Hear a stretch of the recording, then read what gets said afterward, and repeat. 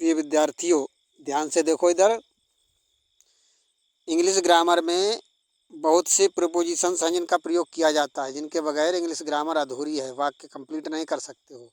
उनमें से आज हम बताने जा रहे हैं ऐट का प्रयोग कब, कहाँ, कैसे होता है। ध्यान से देखो। ऐट का प्रयोग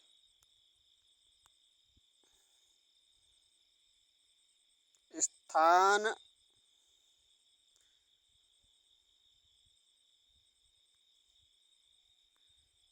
समय, दिशा, भावना, योग्यता, ईमेल पता और कीमत, तापमान, रफ्तार आदि को दर्शाने के लिए किया जाता है। इतनी चीज़ों के लिए ऐट का प्रयोग किया जाता है।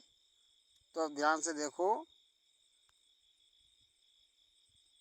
सबसे पहले विभिन्न तरीकों से ऐट का प्रयोग करते हैं, यानी कि अलग अलग तरीके से ऐट का प्रयोग किया जाएगा। कहाँ पर कैसे प्रयोग करते हैं थोड़ा गौर से समझ लो।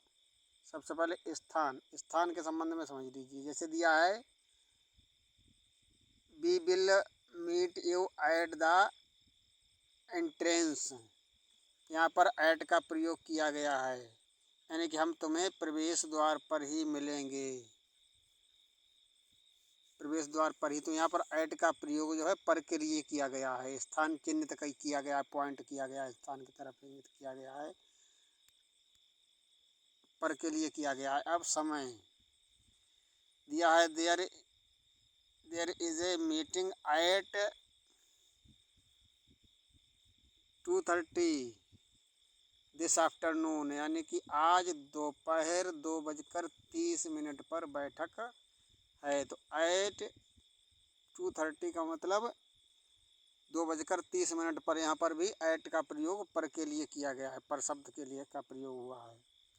दिशा के संबंध में, सी स्माइल्ड एट मी, यानी कि वह मुझ पर मुस्कराई, वह मुझ पर मुस्कराई। तो दिशा की ओर संकेत किया है, किसकी ओर? मेरी ओर, इसलिए ऐट का प्रयोग किया गया है। अर्थ जो है पर के लिए ही निकलता है, लेकिन दिशा की ओर संकेत है। भावना व्यक्त करने के लिए कि we were surprised at the news, हम समाचार पर हैरान थे, यानी कि जो समाचार मिला उस पर हैरान थे। योग्यता के लिए प्रयोग किया जाता है, I was never very good at sport, यानी कि मैं खेलों में कभी बहुत अच्छा नहीं था। I was never very good, कभी बहुत अच्छा नहीं था, यानी कभी नहीं बहुत अच्छा था। एट स्पोर्ट्स, खेलों में। यहाँ पर ऐट का प्रयोग किया गया है योग्यता के लिए।